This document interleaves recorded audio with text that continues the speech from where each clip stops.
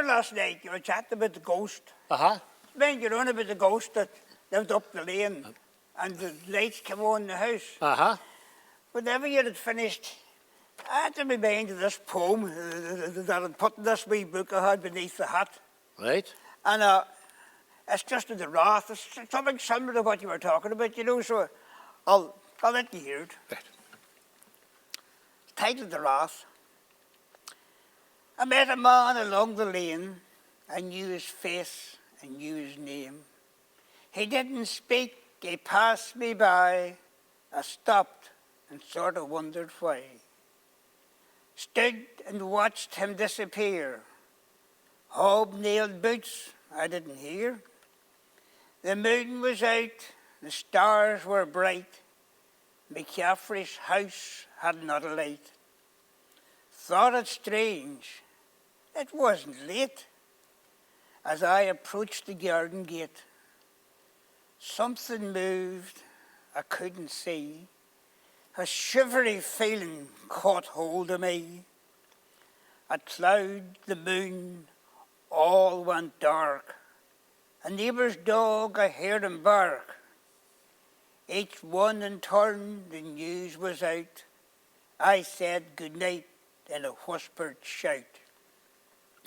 Moved the latch upon the door, as I'd often done before.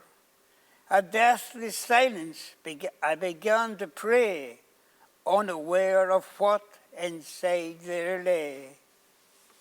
Struck a match to give me light. I never will forget that night. A peaceful face, an outshot bed, a lifeless body, spirit fled. Perfection timed, I'd swear he knew. What's left was left for me to do. There's nothing really more to say. A friend, a neighbour had passed away. I met a man along the lane. I knew his face, I knew his name. He didn't speak, he passed me by. I stopped and sort of wondered why. Well, that was one of my more serious sort of ones. That was one of your happier poems. Well said. But you know, Cousin Pat, I would wonder, the wrath, you're talking about the wrath. That's right. You know, what happened to people who left here, who emigrated? Did they bring those stories with them? Did they bring those tales? Or did they forget about them? Well, now, you heard the one about the king and ghost. Well, that's right. Well, the ghost had followed them. That's right, the ghost that walks, you know. But I often think about the people that have left, you know, the people that have gone. You know, once it was England, then it was America, then Australia, then England again. You know, it's awful that people have to leave home, isn't it? That's right. Isn't it? To get a job, you know. And many years ago in London, I met a man from County Tyrone, and his wife owned a pub. And it was really the first time it ever impacted on me. You know, the person who leaves, what they left behind. And he found out that I was from Tyrone, and we chatted, and he started to cry. He says, I'm never going home. And he hadn't lost his accent, you know. And this came into my head after it. And there's a wee song. It's a wee song, Cousin Pat, of one of these days. One of these days, Cousin Pat, I'm going to win the lottery. And I'm going to go up with me sweepstake money in one hand and see me boss and say exactly what they can do with their job. Or one of these days, maybe I'll meet the girl I've been dreaming about for a lifetime and I'll tell her I love her. Well, I suppose there's no harm dreaming. Well, now that's all it is. Or one of these days, if I'm far away from home, maybe one of these days I'll go back. The old man sat in the corner, a stranger ignored on his own. So I bought him a drink and we chatted about this and that and home. His voice was almost a whisper and his eyes were misty with tears as he told me his lonely story and his life over 80-odd years. says he. Times were hard in the 30s. Oh, but times were harder at home, so I boarded the boat to England. And I left the County Tyrone. The night I landed in Liverpool, a cardboard suitcase under my arm, sure the smoke and the smell of the dockside made me long for me butt of a farm. A labouring man is all that I am. I make Alpine Fusilier, so I gritted me teeth and I worked the sights and I planned to go home in a year. And when I got settled into me lodgings, I wrote to the one still at home, with big talk and lies. Sure, I tried to disguise me lonely despair for Tyrone. I wanted to marry Bridget. I courted through letters to home. I'd send her the fare. She wouldn't dare to leave her mother alone. Well, if she wasn't going to marry, then by God I'd show them at home. A big man like me, I didn't need her.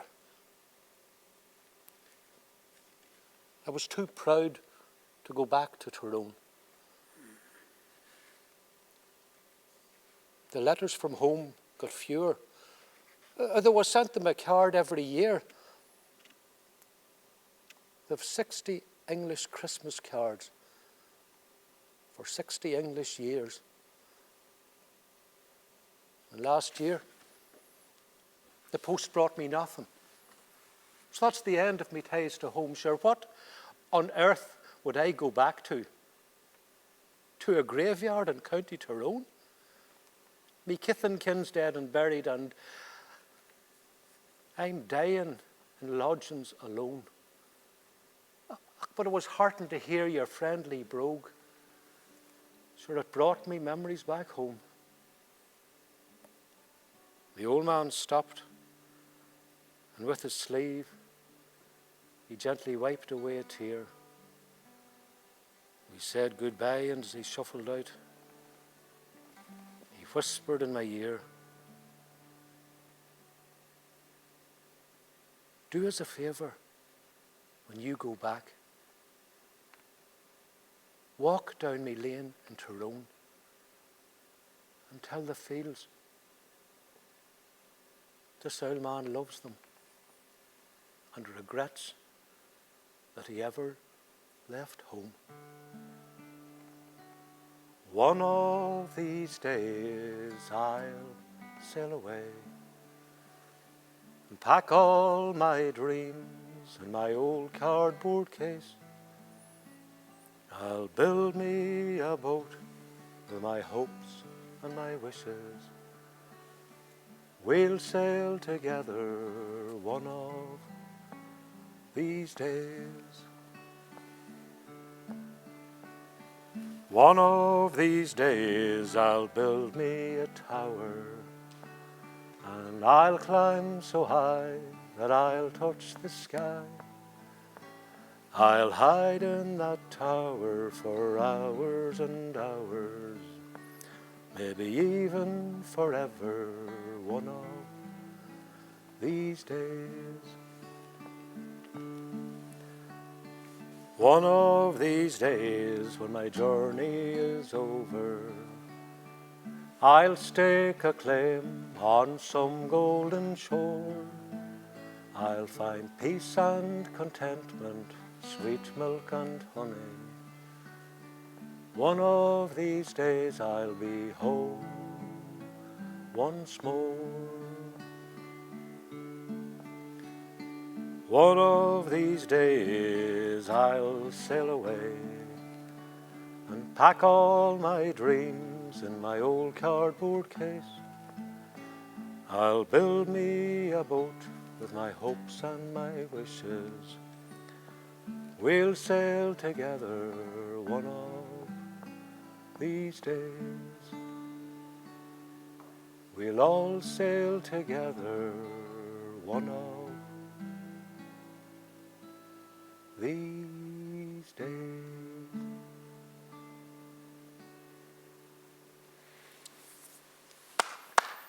Very good now. Well, if I can bring a little tear to the eye. And you could bring a lump to the throat as well. talking about lumps, who is that at the door? Okay, you Pat. God, And Sonny, how you keeping, lads? how are you? God, but I'm glad to see you. Aye. Long time no see. Are you just dandering round the countryside? I was out for a bit of a dander there, aye. Be God, so sit down and take a seat, will you? Thank you very much. How you keeping, man? We are what you would call 100. It's stuff. Oh, you haven't called the right, Will? Ah, sure I know, sure I've been busy. Ah, well, I would say that all right. Aye. Hey, Busy, busy, busy. Like ourselves, but of course we're busy doing nothing. Aye, sure. A good way to be. me and him's footing and stuff here tonight. Aye. I know, he's singing a song and I'm doing a poem and even look at this, would you? I'm even trying a bit on the mouth organ. So it's a, come here, you wouldn't leave anything up and give us a song, would you? I could try and give you one surely, lads. Let you And out. now, I'll tell you one thing, I want no tearjerkers or lumps in the throat or nothing. Give us something, Aye, I'll try something. whatever suits Aye. yourself. I sing an old song, maybe you know it, if you've ever heard it. It's called Drumquin Ceilí Braes. Did you ever hear it? Well, be good, I do. I tell you, would be any chance was that one that Ceili here? One of Philly Kearney's songs, surely. I'll try it for you. Let's see. Let poets boast of glen and coast, or lands where they were born. Let authors write of houses white by ivy green adorned. No houses grand or foreign land do I intend to praise. More dear to me each bush and tree round Drumquin's heathery braes. Oh, the cool fresh air has no compare that o'er her mountain sweep. Round green borings the waving ferns and ivy tendrils creep. The woodlands green round sweet Drumquin, where the hare and pheasant play, presents to you a pleasant view of Drumquin's heathery braes. Oh, the primrose fair grows sickly there, in beauty unsurpassed. Wild woodbines bloom, their sweet perfume is wafted on the blast. In every dell, the shy bluebell is sure to meet your gaze, and the daisies white like the stars shine bright on Drumquin's heathery braes. Oh, the singing thrush on every bush sends forth her notes divine, so loud and clear to greet the ear would charm both heart and mind. The lark takes wing to sweetly sing the great Creator's praise, and the moorcocks crow on the heath below round Drumquin's heathery braes. Ah, some people say that far away across the ocean blue are scenes more grand in a foreign land. No doubt that might be true, but I intend my life to spend where the summer sunbeams play, in the valleys green round sweet Drumquin and Drumquin's heathery braes. Very good, Johnny. It is. Beautiful. Lord, Johnny, as you came slipping in there, it just reminded me, you're always enjoyed a good yarn. Indeed, that's me, all right. And you know this much, there was a thing happened me. It happened me since the last time I was chatting to you, to tell you the truth. You ever see the way things always happens at the wrong time. Mm-hmm. But there's an old cat at home, and my wife's wild about this cat. And this is the truth. The cat got sick, and I didn't pass any remarks on the old cat being sick. And she pleaded with me, she says, God's sake, she says, if you don't see to that cat's going to die. You go away and look. Go away and ring the vet. Of course, with her begging and pleading away at me, I headed down. I was down to the phone box. It was a wild, wet Monday night. But you know what the worst thing was? When the cat got sick, it was the same time that I had got a set of false teeth in. I'll tell you worse than that. I had to take out the false teeth to tell the people that I had them in. That's how bad they were fitting. And you imagine me in a phone box, and the wind blowing and beating and the rain beating, and me telling the vet about the sick cat. So I'm down anyway. I phoned the vet. I said to the cat's sick.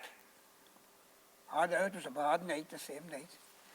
And he says back to me, go you home and put a half bottle of castor oil into it. I says, what?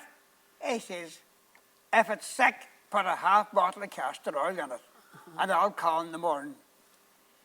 So I went home and I'm going to tell the wife, well, she says, if that's what the vet said, that's what you do, put the half bottle of castor oil in. Following morning, about 10:30, I was coming across from the dairy across the street, and the vet landed. Well, he says, how's the calf? I says, what? Calf? I says, there's no calf. He says, didn't you ring me last night complaining about a sick calf? I said, it wasn't a sick calf. It was a sick cat. Oh, God. He says, I hope you didn't put the half bottle of castor oil in the cat then. He says, didn't you tell me that? Well, then he says, in that case, how's the cat?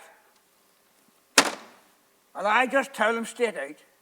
The last place I seen the cat was down in the Perry field, and there was 9 cats around her. You know what the vet said? What was the 9 cats doing?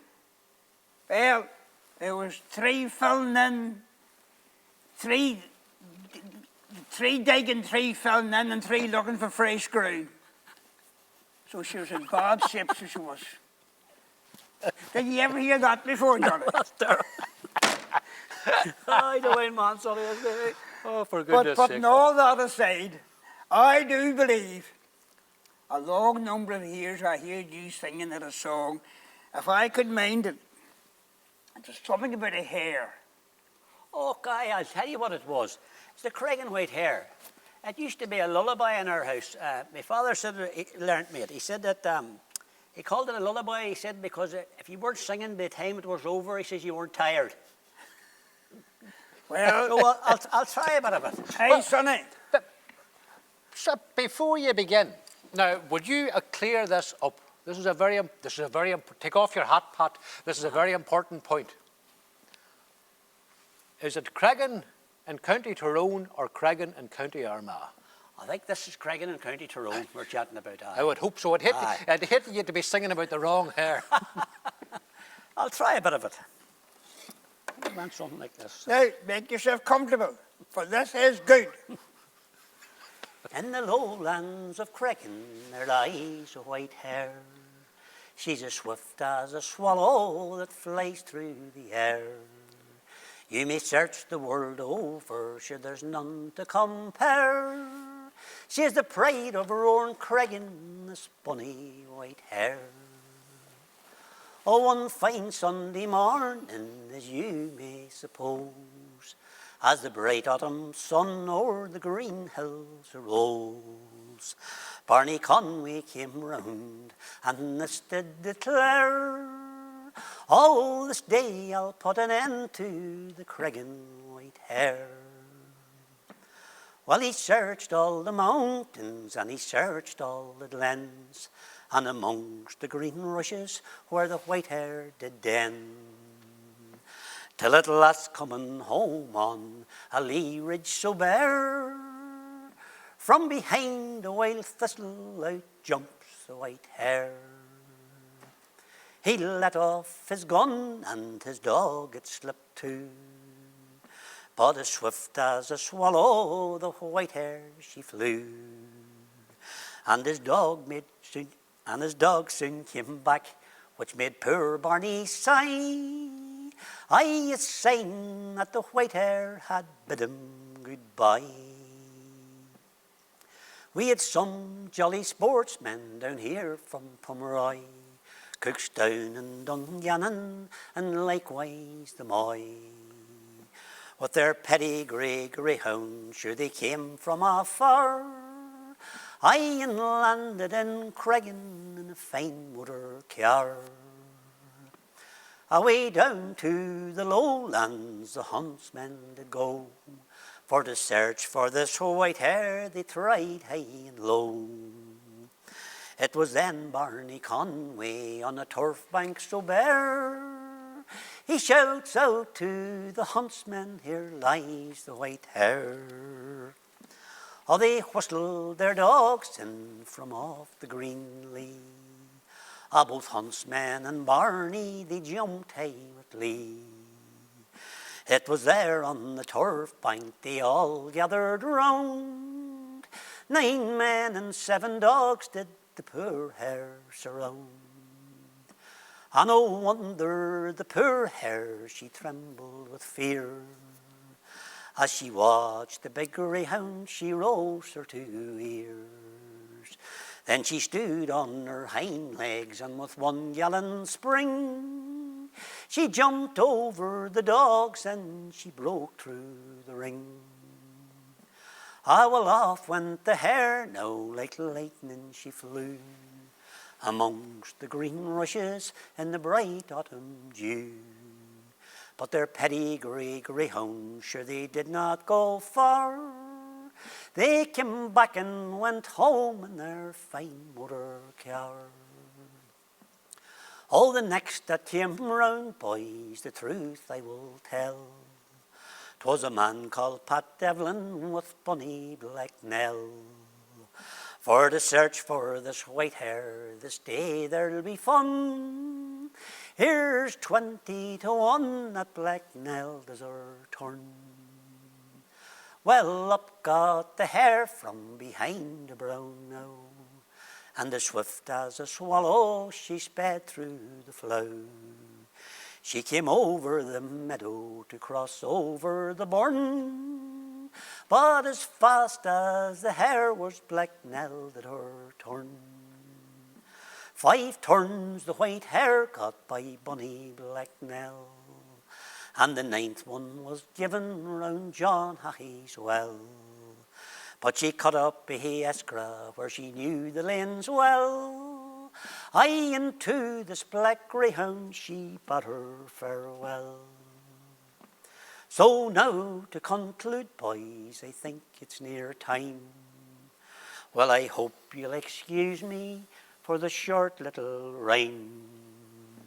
And if there's any among you have a shilling to spare, drink a jolly good health to the Cregan white hare. Well, gentlemen, that was beautiful. Now is the very witching hour of night.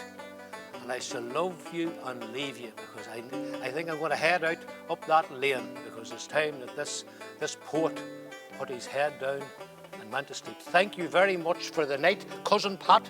Thank you for the poems. I nearly enjoyed them, and I loved your singing. So, until we meet again, good luck, God bless, and may your God go with you. Good luck, Sonny.